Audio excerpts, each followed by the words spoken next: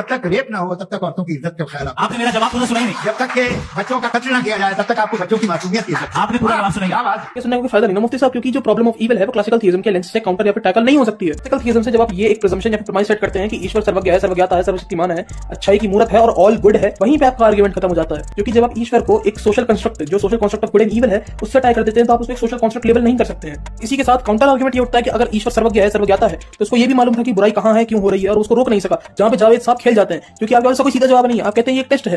तो भैया ये ऐसा कैसा ईश्वर है जो बच्चे मरने दे रहा है, रेप होने दे रहा है, उसको टेस्ट बुला रहा है? इसका कोई आपके पास ठोस जवाब नहीं है जो कि आप प्रूव कर सके। कंटिजेंसी के आर्गुमेंट पे तो आप जावेद साहब को घुमा दिए, पर प्रॉब्लम ऑफ इविल को क्लासिकल थियज्म से डिफाई या फिर काउंटर कर ही नहीं सकते। तो मैं अगली video problem of salvation in Abrahamic religion बनाने वाला था, पर मेरे को प्रॉब्लम ऑफ इविल और कंटिजेंसी प्रॉब्लम भी बनानी पड़ेगी। तो 3 वीडियोस हैं, देखते हैं कब तक आती हैं। I am not guaranteeing anything, please let me live. अरे मेरे सस्ते स्पाइडरमैन, इस्लाम में गुड और इवल कोई सस्ता सोशल कंस्ट्रक्ट नहीं है। They are the objective truths defined by God. अगर गॉड ही नहीं होगा तो इविल भी एग्जिस्ट नहीं करता है, और अगर गॉड एग्जिस्ट नहीं करता है तो ऑब्जेक्टिव मॉरलिटी का सोर्स भी नहीं होगा। अगर ऑब्जेक्टिव मॉरलिटी का सोर्स भी नहीं हुआ ना, तो फिर जितने भी मर्डर हैं, जितने भी क्राइम्स होते हैं ना, ये सिर्फ एटम्स कोलाइड कर रहे हैं या फिर बायोकेमिकल रिएक्शंस है। तुम रिलीजन से ऑब्जेक्टिव मॉरलिटी का सोर्स उधार पे लेते हो और उसी स्केल पे फिर गॉड को जज करते हो।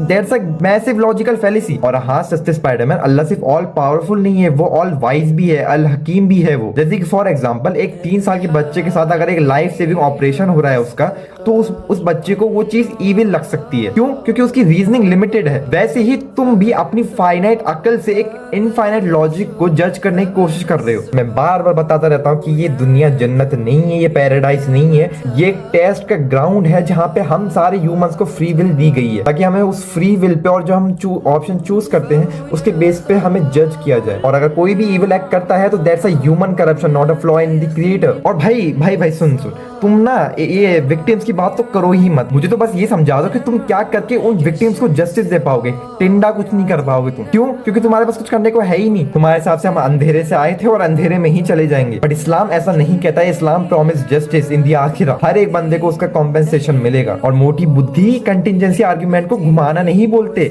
रूट कॉज को इस्टेब्लिश करना बोलते हैं। इसलिए भाई ना, अगली बार रील बनाने से पहले थोड़ी ढंग से रिसर्च कर लेना। अस्सलाम वालेकुम।